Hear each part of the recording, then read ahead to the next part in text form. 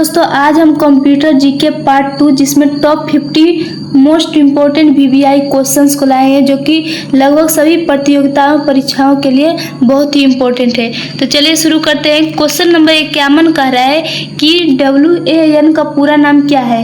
ए wide area network, C B web area network, C world area network, D wireless area network. तो इसका सही जवाब हो जाएगा option number A wide area network. WAN का पूरा नाम है wide area network. Question number 52 का रहा है कि MAN का पूरा नाम क्या है। A metropolitan area network, B main area network, C medium area network, D metropolitan exchange network. तो इसका सही जवाब हो जाएगा option number A metropolitan area network. MAN का पूरा नाम है मेट्रोपॉलिटन एरिया नेटवर्क और WAN का पूरा नाम था wide area network.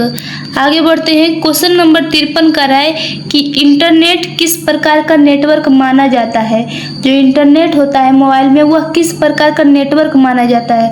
LAN, B WAN, C PAN, D MAN। तो इसका सही जवाब हो जाएगा ऑप्शन नंबर बी WAN प्रकार का नेटवर्क होता है जिसका फुल फॉर्म होता है वाइड एरिया नेटवर्क। ठीक है, इंटरनेट जो है वह वाइड एरिया नेटवर्क का प्रकार है।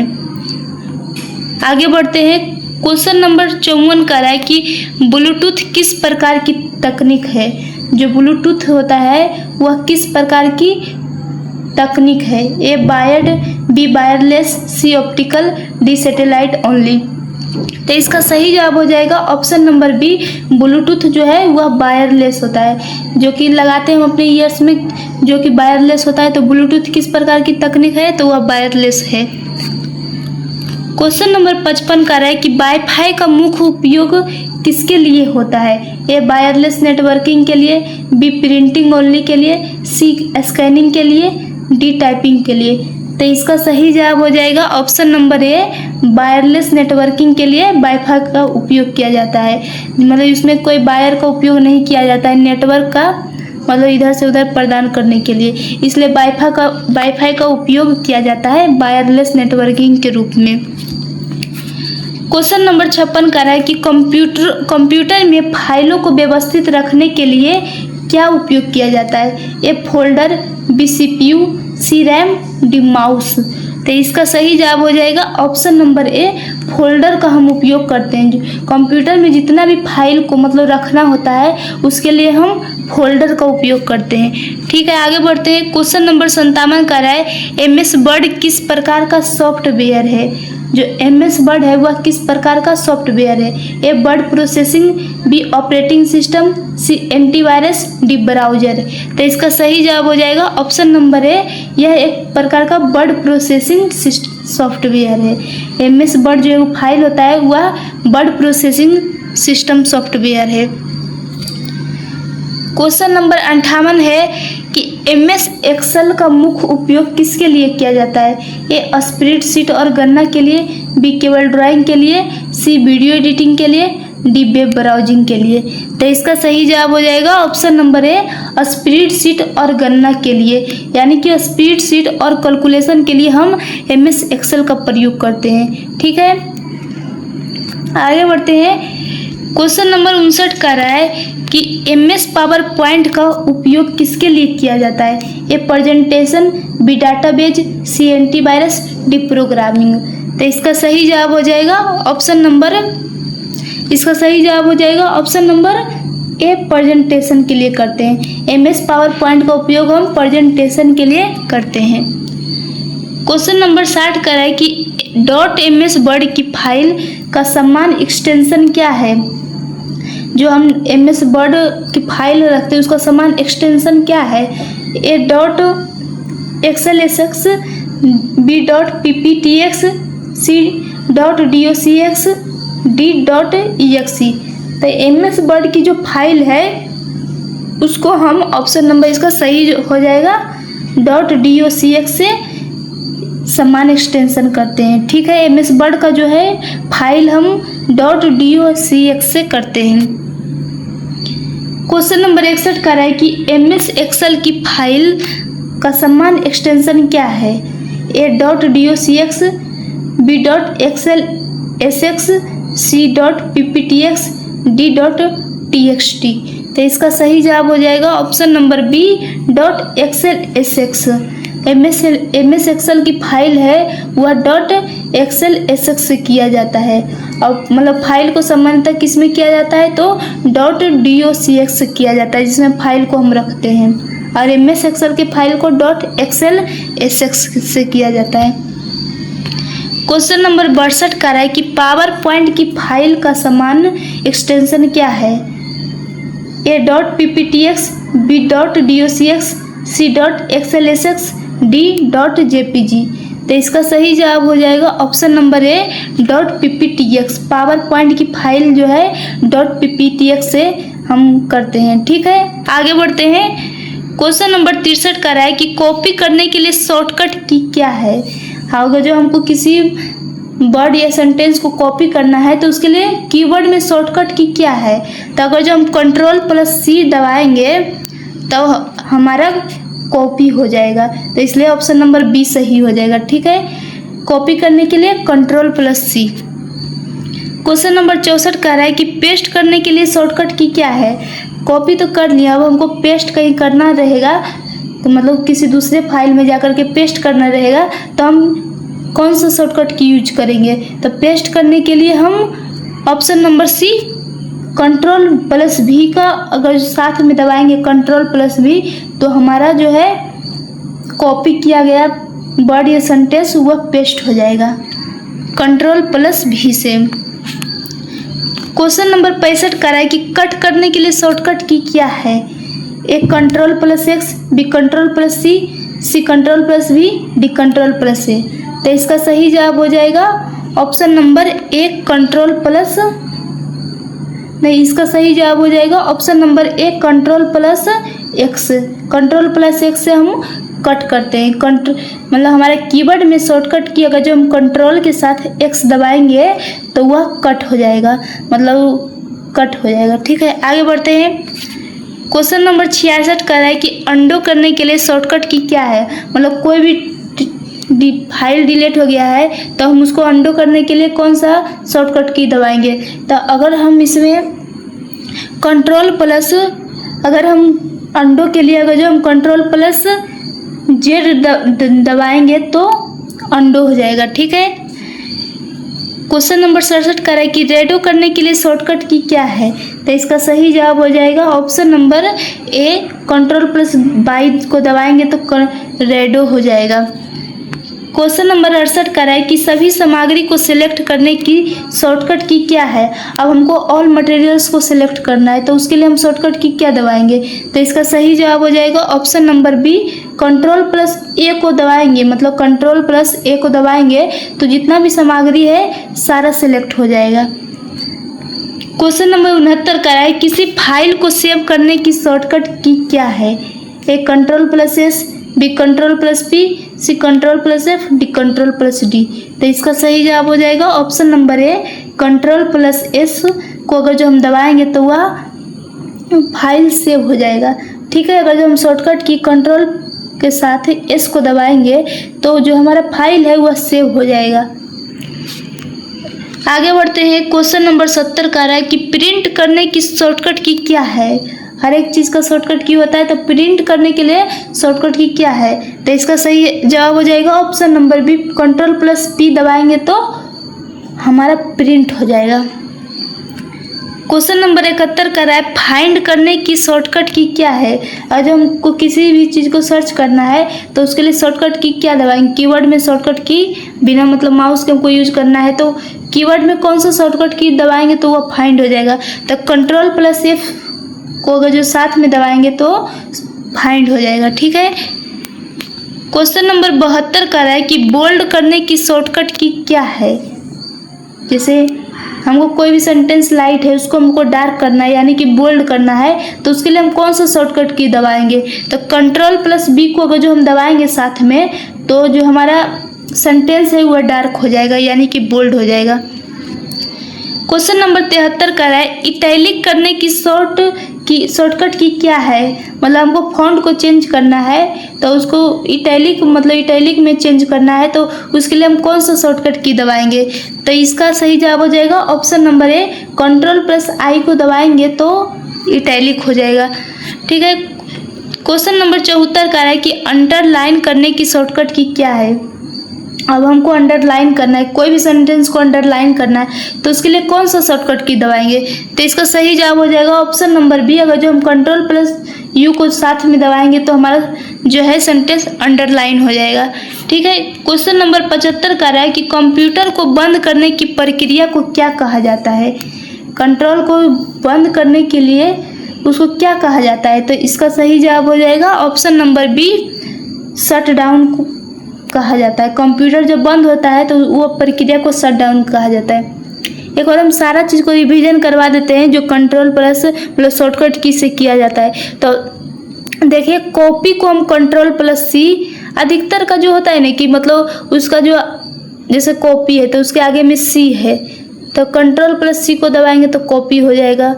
अगर जो हमको फाइंड करना है तो फाइंड में F है तो Ctrl+F को दबाएंगे तो फाइंड हो जाएगा। तो लगभग सारा में यही है, लेकिन कुछ कुछ वर्ड है 3-4 उसमें थोड़ा अलग कर दिया गया है।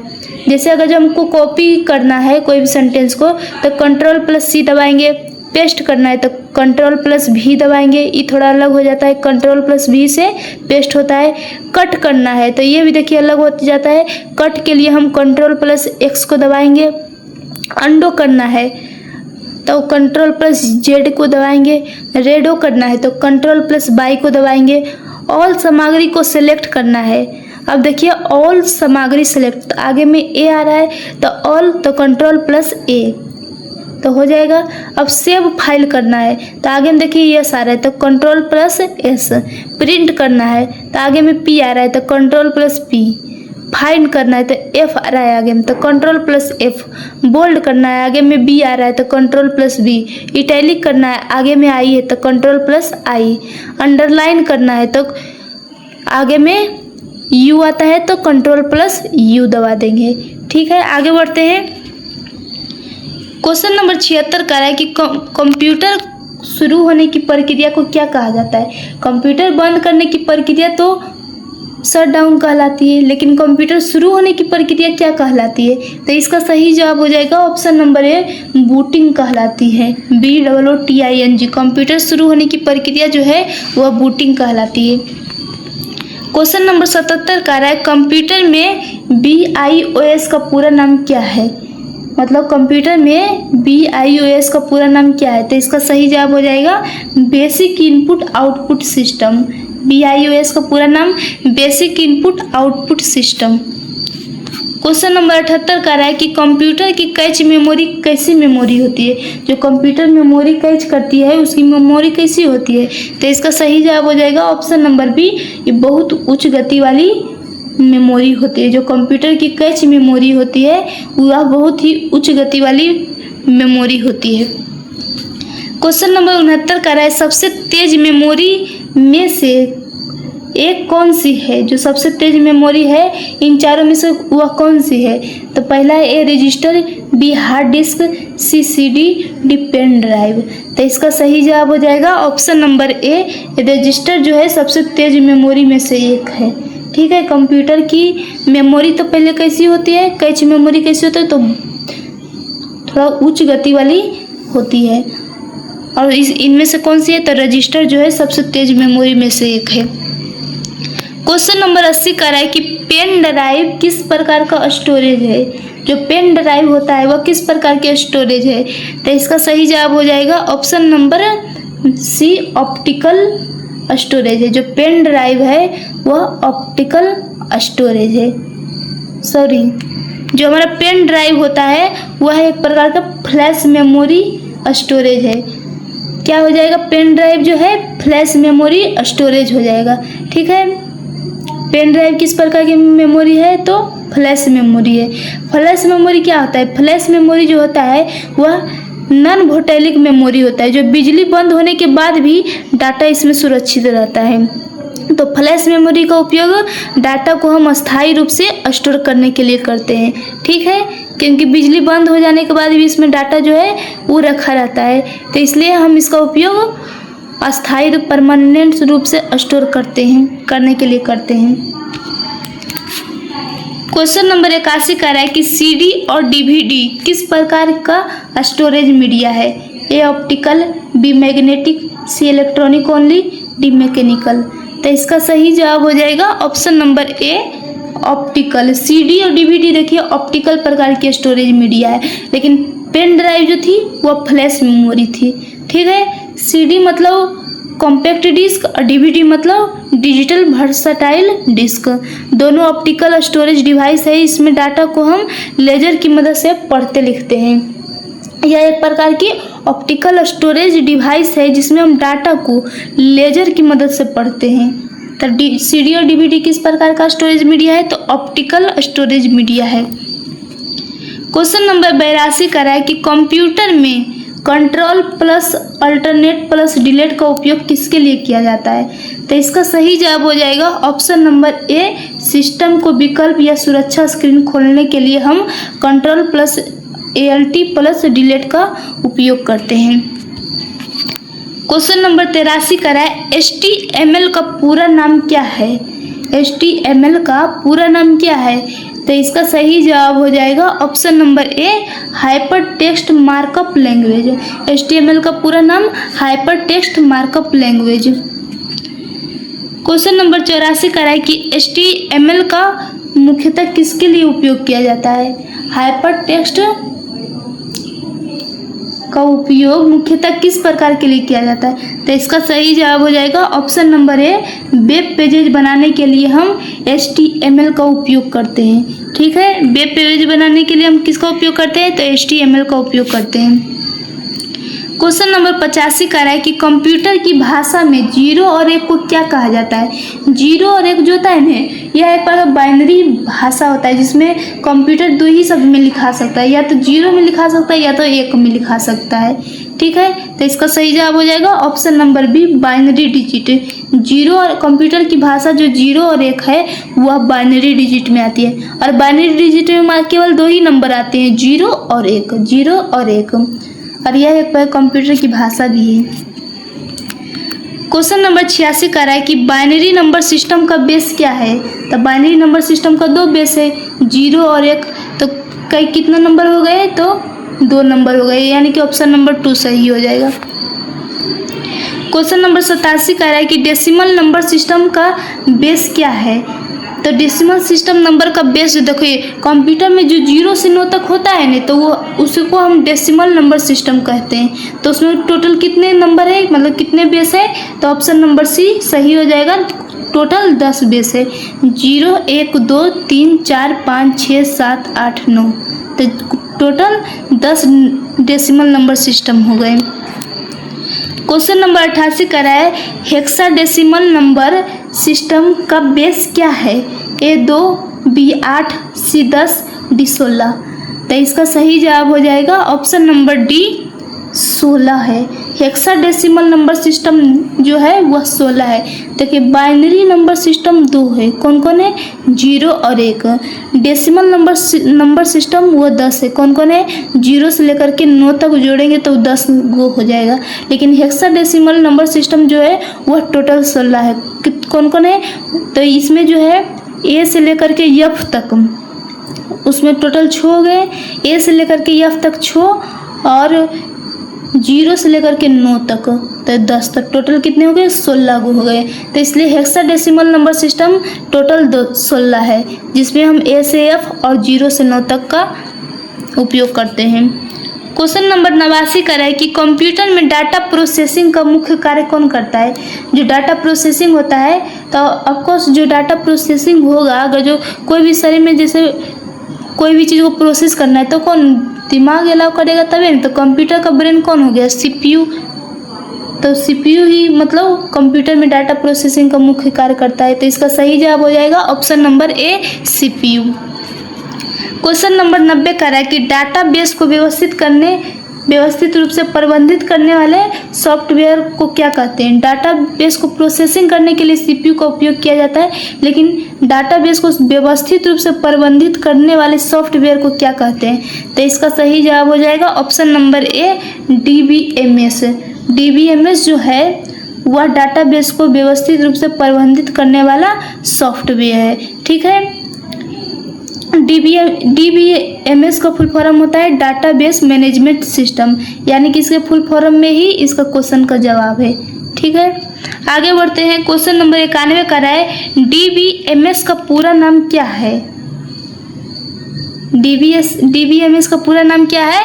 तो डाटाबेस मैनेजमेंट सिस्टम। अभी हमने आपको बताया कि डीबीएमएस का पूरा नाम है डाटाबेस मैनेजमेंट सिस्टम, जिसका उपयोग क्या होता है? वह डाटाबेस को व्यवस्थित रूप से प्रबंधित करने वाला सॉफ्टवेयर होता है। क्वेश्चन नंबर 92 का है कि एसक्यूएल का पूरा नाम क्या है? तो इसका सही जवाब हो जाएगा ऑप्शन नंबर ए, स्ट्रक्चर्ड क्वेरी लैंग्वेज। एसक्यूएल का पूरा नाम क्या है? Structured query language. Question number 93 का है कि क्लाउड कंप्यूटिंग का संबंध किससे है? तो इसका सही जवाब हो जाएगा ऑप्शन नंबर ए, इंटरनेट के माध्यम से कंप्यूटिंग सर्विस क्लाउड कंप्यूटिंग का संबंध होता है। क्लाउड कंप्यूटिंग का संबंध किससे है? तो इंटरनेट के माध्यम से कंप्यूटिंग सर्विस देता है। क्वेश्चन नंबर 94 का है कि स्पैम किससे संबंधित है? तो इसका सही जवाब हो जाएगा स्पैम किस लिए होता है? तो अनवांटेड मैसेज जो होता है वही सब स्पैम होता है। तो इसका सही जवाब हो जाएगा ऑप्शन नंबर ए, अवांछित संदेश जो होता है वही सब स्पैम होता है। क्वेश्चन नंबर 95 का है कि फिशिंग क्या है? नॉट फिशिंग, मछली मारने वाला नहीं, फिशिंग, PHISING। तो फिशिंग क्या है? तो इसका सही जवाब हो जाएगा यह क्या करता है? ऑनलाइन धोखाधड़ी की एक तकनीक है फिशिंग मछलियों को तकनीक है धोखाधड़ी मछलियों को पकड़ने के लिए। उसी प्रकार के ऑनलाइन धोखाधड़ी की एक तकनीक को हम फिशिंग कहेंगे। क्वेश्चन नंबर 96 का है कि आईपी एड्रेस का उपयोग किस लिए किया जाता है? जो आईपी एड्रेस होता है उसका उपयोग किस लिए किया जाता है? तो इसका सही जवाब हो जाएगा ऑप्शन नंबर ए, नेटवर्क पर डिवाइस की पहचान के लिए। जो डिवाइस हमारा कनेक्ट हो रहा है उस पर पहचान के लिए नेटवर्क पर जो जिस नेटवर्क से वह जुड़ेगा, तो उसके डिवाइस को पहचान के लिए हम आईपी एड्रेस का उपयोग करते हैं। क्वेश्चन नंबर 97 का है कि IPv4 एड्रेस कितने बिट्स का होता है? तो इसका सही जवाब हो जाएगा ऑप्शन नंबर बी, 32 बिट्स का होता है। जो IPv4 एड्रेस है वह 32 बिट्स का होता है। क्वेश्चन नंबर 98 का है कि IPv6 एड्रेस कितने बिट्स का होता है? तो इसका सही जवाब हो जाएगा ऑप्शन नंबर सी, 128 बिट्स का होता है। जो IPv4 एड्रेस था वह 32 बिट्स का होता था, लेकिन IPv6 एड्रेस 128 बिट्स का होता है।